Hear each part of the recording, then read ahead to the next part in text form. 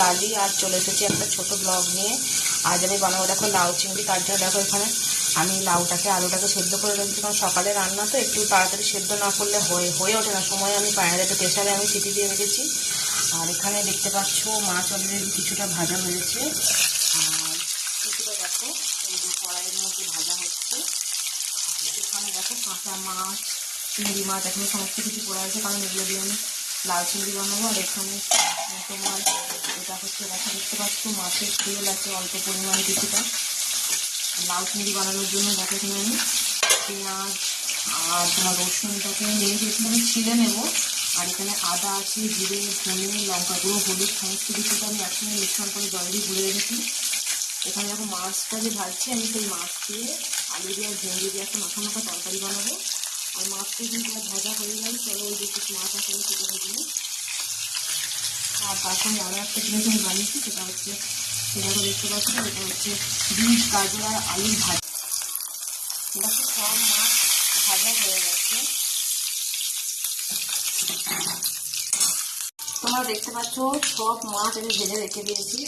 আর এরপর আমি মাছ দিয়ে আলু দিয়ে ভেজে দিয়ে তরকারিটা বানাবো। এখানে দেখতে পাচ্ছ যে কড়াইয়ে অনেকটা তেল আছে, কারণ এতটা তেল দিয়ে লাউ চিংড়ি মানে খাওয়ার মতন আমার ইচ্ছা নেই, কারণ অতিরিক্ত তেল খাওয়াটা শরীরের পক্ষে ভালো না, তাই কিছুটা তেল আমি তুলে রেখে দেবো। দেখতে পাচ্ছ আমি অনেকটা তেল তুলে রেখে দিয়েছি। আর এটা হচ্ছে মাছ ভাজার তেল, এতে যদি আমি লাউ চিংড়িটা বানাই তাহলে কিন্তু জিনিসটা খেতে কিন্তু খুব সুস্বাদু, কারণ মাছ ভাজার তেল যে কোনো রান্নায় খুব ভালো লাগে। দেখতে পাচ্ছ প্রথমে পেঁয়াজটা দিয়ে দিয়েছি, পেঁয়াজটা দিয়ে আমি অল্প আঁচে ভালো করে ভেজে নেব।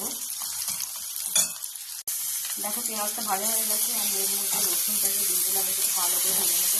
আর তেলের মধ্যে রসুন দিতে তো একটা আলাদা রকমের গন্ধ আছে, সেটা তোমরা ভালো করে যাবে, গন্ধ কিন্তু আমার পেট ভরে যায়। দেখো রসুনটা ভাজা হয়ে গেছে, এবার আমি মশলাটা একটু দিয়ে দেবো।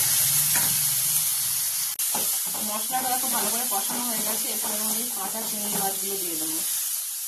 দেখতে পাচ্ছ আমি চিংড়ি মাছগুলো কাঁচা দিয়েছিলাম, লাউ চিংড়ি বলো, পটল চিংড়ি বলো, এঁচুর চিংড়ি বলো, কাঁচা চিংড়ি মাছটাই দিই।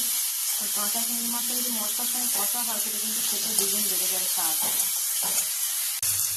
মশলাটা দেখো কড়াইয়ে লেগে যাচ্ছে, যার কারণে আমি একটু জল ইউজ করেছি।